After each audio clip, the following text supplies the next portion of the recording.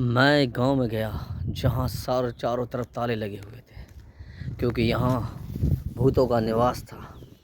यहाँ चुड़ैलें हर पल घूमती रहती थीं। और फिर मैं धीमे धीमे हार की तरफ निकल गया, जहाँ कुछ मुझे गेहूं की खेती दिखाई दी।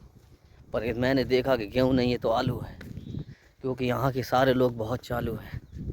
और कुछ दूरी पे मुझे कुछ घोड़े के साथ मस्करी करते दिखाई दिए। मेरे दिमाग में कुछ चुलबुली हुई और मैं पहुंच गया फाइनली उनके पास। मैं पहले दूर से उनका मुआवजा लेता रहा कि ये घोड़ी वाले हैं या घोड़े वाले। जब मैंने गौर से देखा तो पता पड़ा ये घोड़ी वाले ही थे। आप देख सकते हैं ये लड़के बहुत ही डेंजर किस्म के लग रहे हैं मुझे। चलो चलकर बात करते हैं इनसे, किस तरह की बातें करते हैं। तो फाइनली मैं आया घोड़ियों के सरदार के पास, जहाँ घोड़ियाँ कुछ आवारा घोड़ियाँ घूम रही थी, जिनके गले की घंटियाँ खन खन खन खन छन छन कर रही थी। मुझे लगा कि इनके ऊपर कुछ घोड़ियाँ नहीं, चुड़ैल का साया है। तो मुझे पड़ा ये तो घोड़ियों का बाप गब्बर सिंह आया है। और फाइनली मैंने देखा कि दो घोड़ियाँ ऐसे चल रही थी मानो कि जैसे कि उनकी बचपन की कुछ चीज़ें खो गई हैं। ये लातें भी मारती हैं, इनकी लात बहुत ज़ोरदार है। और मिला मुझे एक छोटा सा घोड़ी का पिल्ला, पर ये पिल्ला नहीं, घोड़ी का लिल्ला था। और मैं ढूंढ रहा था घोड़ियों के सरदार को, जो भी लापता है।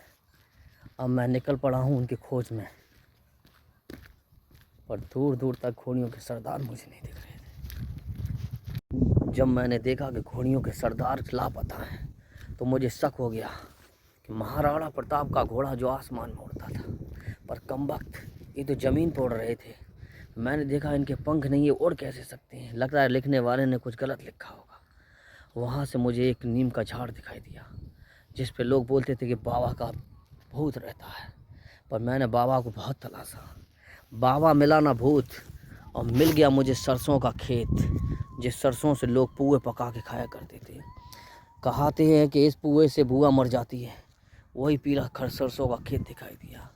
मेरे दिमाग में कुछ खुजली आई और मैं निकल पड़ा आगे सुअरियों के झुंड की तरफ।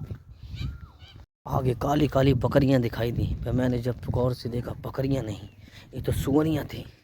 और मैं डर के मारे वहाँ से भागा।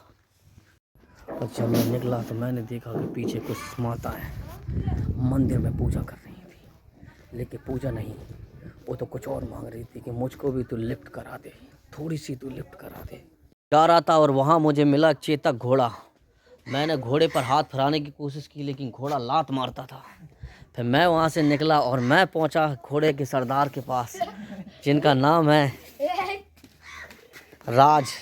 और ये आशिक। आशिक, आप अपने घोड़े के बारे में कुछ बताना चाहेंगे? ये तो इन्हें इतनी शर्म लग रही थी जैसे कि नई बहू घर में आती है, ऐसे शर्मा रहे थे राज। पर ये अपना मुंह इसलिए छुपा रहे थे क्योंकि उन्होंने ज़िंदगी में बहुत गलत गलत काम किए। ये डाकुओं के गैंग में थे, घोड़े ले जाते थे जब डाकू गांव लूटते थे। आज गांव लूट कर ये लुटेरों का बच्चा है। इसका नाम है डाकू पकड़ सिंह, और ये इसका छोटा सा घोड़ा है। आप इस घोड़े को देख सकते हैं, जिस पे ये बड़ी बेरहमी से दौड़ता है। और इस घोड़े का नाम है फंगफोरिया। और ये है राज, जिनकी जुल्फ़ें अजय देवगन की तरह है। मैंने जुल्फ़ें बहुत बढ़ाने की कोशिश की, लेकिन मेरी गंजी होती जा रही है। लेकिन इनकी जुल्फ़ें दिन ब दिन अजय देवगन की तरफ बढ़ती जा रही है, आप देख सकते हैं। और कहावत सुनी है कि जितने बड़े बड़े बाल रखने के लिए घर वालों की रोज़ 4 गालियाँ सुननी पड़ती हैं। पर मैंने गालियाँ नहीं, मैंने तो गाने कव्वालियाँ सुनी थी।